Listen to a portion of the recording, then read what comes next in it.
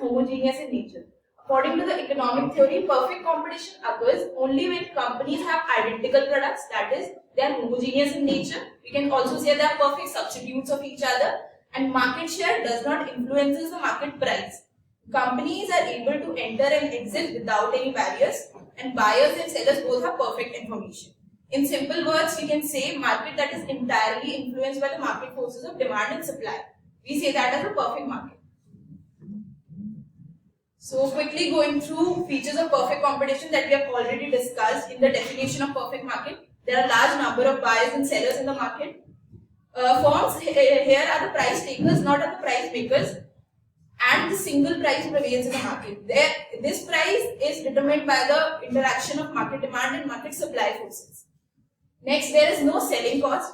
As I already said, there are large numbers of sellers and the product are homogeneous in nature. So there is no need for sales promotion activities and advertisement activities. Perfect knowledge of the market. In this market, all buyers and sellers have perfect knowledge about the price and other factors influencing it. So buyers are well aware of the facts. No government interference.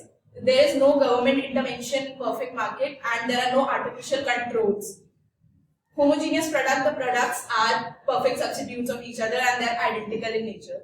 Freedom of entry and exit. There are no artificial barriers in entering and exit of the market. Perfect mobility of factors of production. The factors of production are perfectly mobile and they can move to any industry which they consider profitable. And this factor is very important for the factor of large number of sellers.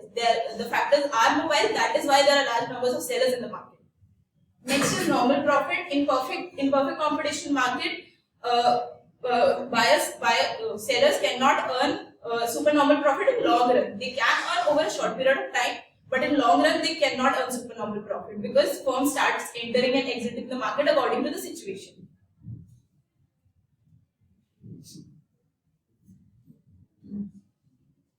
Next, example of perfect market. As we all know, there is no real world example of perfect market. But these are the two examples which we consider close to the perfect market. First is agriculture product. As we all know, there are a large number of buyers and sellers. Products are homogeneous in nature. There is no restriction on entry and exit. So it matches the key features of perfect market. That is why I consider agriculture product as a perfect market.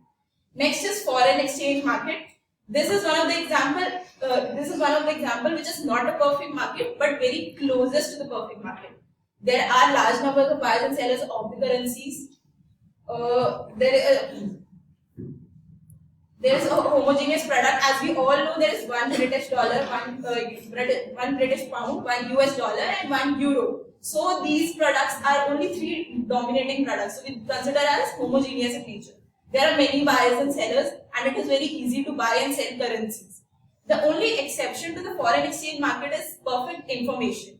Some normal buyers and sellers may not have professional information as compared to the professional dealers dealing in the market. So because of this exception, it is considered close to the perfect market but not exactly perfect market. Now we come to the price determination under perfect competition. To understand price determination, I'll use this example. Here price of oranges is given, quantity demanded in the market, quantity supplied, and how the movement goes. For example, the price of the oranges in the market is 50. And the quantity demanded at this price is 100 and quantity supplied is 500. At this point, quantity supplied is more than the quantity demanded. So goods remains unsold in the market. So here we plot at rupees 50. The quantity supplied is this. The quantity demanded is this. The quantity supplied is this. 500 and 100. Now, when goods remain unsold in the market, it puts the pressure in the market to reduce the price. Now the price falls to rupees 40. At this price, the quantity demanded is 200 and quantity supplied is 400 because some suppliers starts leaving the market because they don't consider it more profitable and there is free entry and exit. Similarly, in the same situation, price again falls to rupees 30. The quantity demanded is 300 here. Because the marginal buyers started entering the market and some suppliers started exiting the market. At this level, price at rupees 30, quantity demanded is equal to the quantity supplied. So this is the equilibrium price that prevails in the market. And at this price, all buyers and sellers will sell the product. So this is how the price is determined in the market. Next, my friend.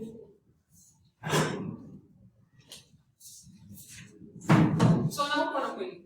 Monopoly is a market where there is a single seller and large number of buyers, and there is no competition at all. So now let's go through some features of the monopoly market. First one is single seller. So there is a single seller in the market, so there is no distinction between firm and industry. Firm itself is an industry. Second one is the no close substitutes. There are no close substitutes available for the product that the firm is producing. Third one is barriers to entry. There are high barriers to entry as the firm.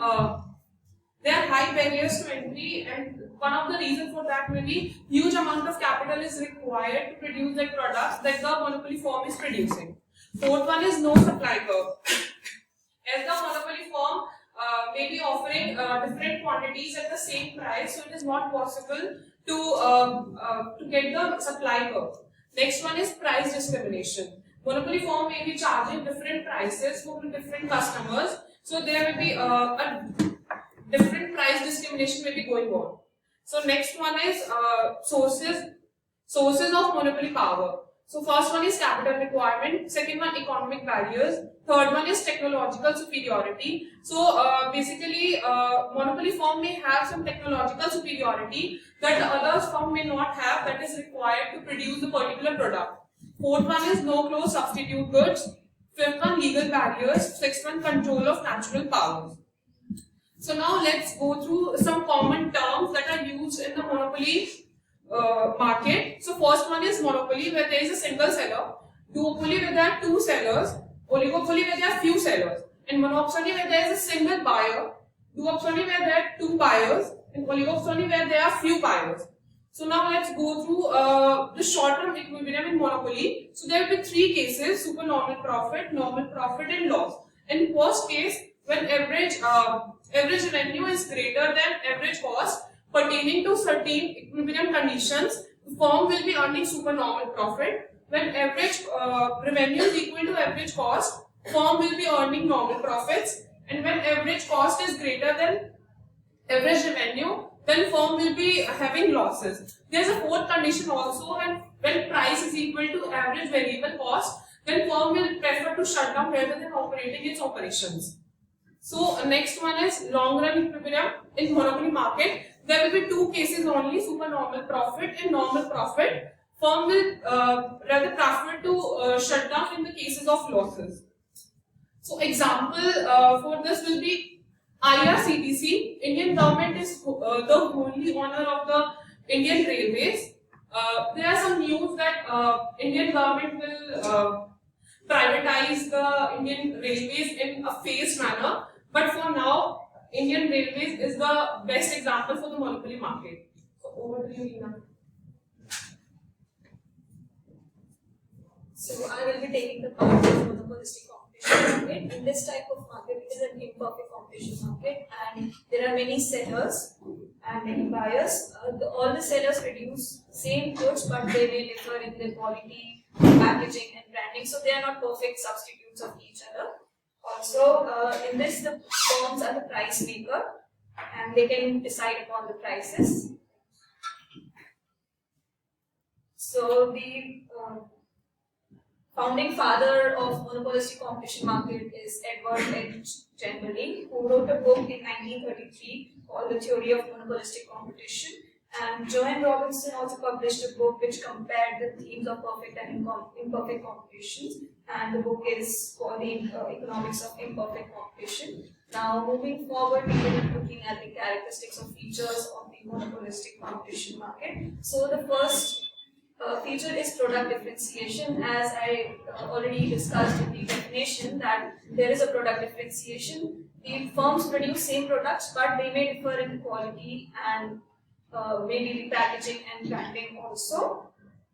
Examples can be like there may be differentiation in the physical aspects or the location from which they are selling. Also, the goods perform the same function, but it may differ in quality, in style, in type. For example, the basic function of a motor vehicle is to transport goods and services from one place to another, but there are many forms available, such as motor cars, motorbikes, and in that also we have many features. features available. Second feature is many companies. As already discussed, there are many firms which produce the same product, and so yeah. Also, based on the basis of this, they are the price makers also, because they do not depend on each other. There is some customer loyalty to the company. Third is freedom of entry and exit. Due to the presence of large numbers of buyers and sellers, there is a freedom of entry and exit in the market. When the firms are earning supernormal profit, other new firms will be entering in the market, which will increase the supply, and in turn the prices will be decreased. So in the long run, all the companies and the firms will be earning normal profits. And when the companies are suffering losses, some of the firms may exit the market, which will decrease the supply, which will further increase the prices, and again all the firms will be earning the normal profit. So the fourth feature is independent decision making. Here the companies do not depend on each other for prices, because there is a difference in quality also. So they can sometimes increase the prices and earn profit, and may not lose all of their customers, and also they can decrease their prices without triggering a price war. The fifth feature is market power. They have some market power, but it is slow because there are no barriers to the entry, so they do not have much market power. The last feature is imperfect information. All the buyers and sellers do not have perfect information of the market. So now moving forward, we will look at the demand curve. We will see it in two phases, that is short run and long run. In the short run, the firm will be selling at a price where MR is equals to MC, and the profit will be the difference between the AR and AC multiplied by the quantity supplied. And in the long run, the only difference is that the AR curve or the demand curve, it is more elastic. And here also the firm will be selling at the price where MR is equals to MC. The basic difference is that the demand curve is slightly more elastic. Moving forward, we will see the examples. So the following industries have monopolistic competition, such as toothpaste industry, soap industry, air conditioning industry, and many more. So in this, these producers do not, they just change some of the physical aspect, or just claim that their product is better than the others. So yeah, that's all. And now Sajjal will take over. Now let's talk about oligopoly market. Let's start with the meaning of oligopoly market. The word oligopoly is derived from two Greek words. First is olige, meaning few, and pollen, meaning to sell. So we conclude that oligopoly is the market form which, with a few firms, and none of the firms can hold the other firm back from having a critical impact. The fixation or concentration proportion estimate the piece or the market price of the biggest firms. Now let's talk about the example of oligopoly market. The first sector is media sector. So in media sector, comparing the case of India, almost 90% of this sector is covered by the leading companies like the Tribune and AP News. There is no fixed company which lead this market. There is a group behavior in this sector, and this sector also invests huge amount in advertising. Next is computer technology industry. We all know that there are two softwares in the computers, that is iOS and Windows. In iOS in Mac and Windows in Microsoft. So that's it. And next is automobile industry. This industry is the perfect example of organized oligopoly, because there are many firms in India which manufacture cars.